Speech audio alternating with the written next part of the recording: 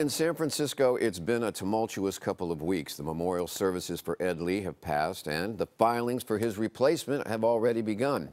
So Melissa and I asked former San Francisco Mayor Willie Brown, who's been involved in city and local politics for decades, how many people does he think are going to wind up running for that open mayor's seat by the time the deadline hits in San Francisco?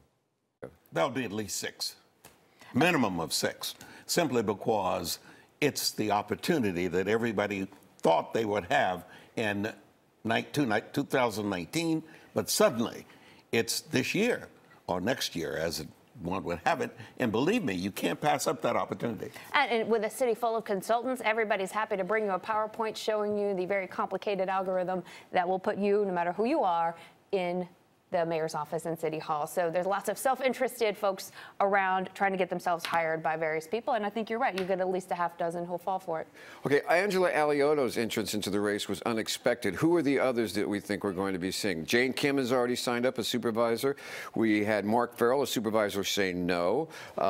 State Senator Mark Leno is in, and London Breed has not yet in, and she is going to run. There's no question she will run. And then, of course, Dennis Herrera, who has a free ride. City attorney. That is right, city attorney. David Chu, state assemblyman. No, but he doesn't have a free ride. He's got to file in March for the seat he currently has. You can't file in January for one seat and then turn around in March before the election and file for another. That's a no-no. However, Carmen Chu occupies the same position as Dennis Herrera. And the assessor.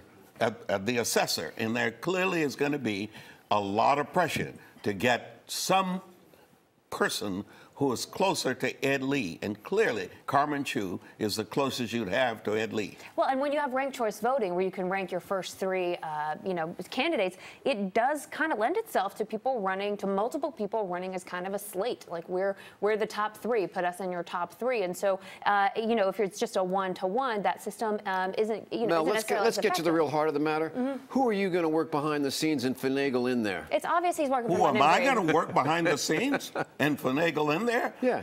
Obviously, I told you once before, London Breed formerly worked for me, literally started her career in San Francisco in my office.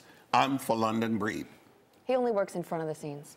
Well, it's going to be interesting because one of the first things that happens when City Hall comes back to over the Christmas break is to decide whether London Breed stays on as acting mayor and becomes the interim mayor for the 6 months during the election, or whether they opt to bring in a caretaker in order to sort of have a level playing field for all the people running. Well, and I think people are a little gun-shy about the caretaker role because that's exactly how Ed Lee became actual mayor. But we have a different scenario here because the deadline to file to run for mayor is actually going to expire the same day the Board of Supervisors meet next. So they could actually bring someone in who is a caretaker and know that they actually can't then file to run. So that actually may appear to be a better solution here. And it's going, whatever, I'm not sure it's a solution is what we ever see in San Francisco. We just see the next chapter in the ongoing drama. The gubernatorial poll just came out as well, and the latest one has Gavin Newsom at 26%, and former Los Angeles Mayor Antonio Villaraigosa is at 17%. He's sort of gaining, and Gavin's sort of staying the same. It's a very interesting sort of dynamic up here. That's one of the reasons why we asked former San Francisco Mayor Willie Brown, all right, if you take a look at these numbers, is it still Gavin's to lose, and could he? It is Gavin's race to lose. He is clearly the most interesting, attractive candidate. He's been on the road longer than anybody else. He's got all the Hollywood good looks. He's got 4 kids, and I don't think either one of them is 8 years of age. He's got a glamorous wife with lots of resources on her own. He really is ahead of everybody. Can he stay ahead? I don't know.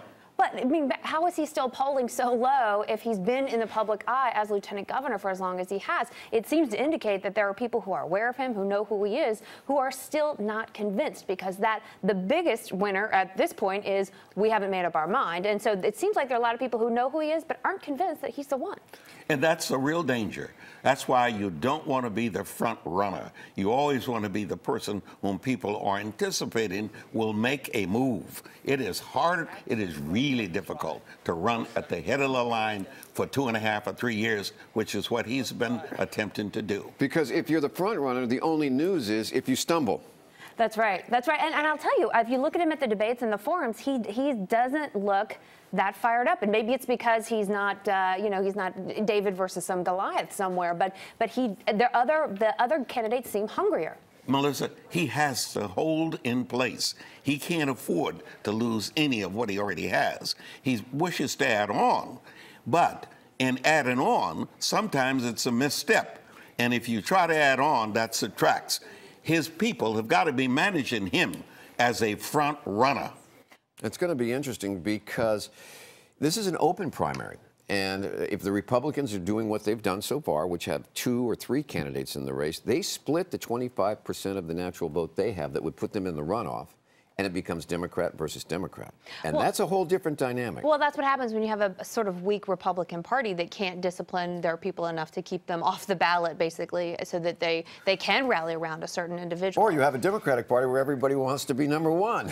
That's true. With big Democrats can't talk. There's like 15 Democrats in the race as well. And look, Gavin Newsom is still definitely the front runner. But even if you look at these polls, if you look at the Bay Area, where he was mayor, where we know him, better than people in other parts of the state, there's still a huge, upwards of a third of voters undecided, even though we certainly know who he is. So and maybe that's why.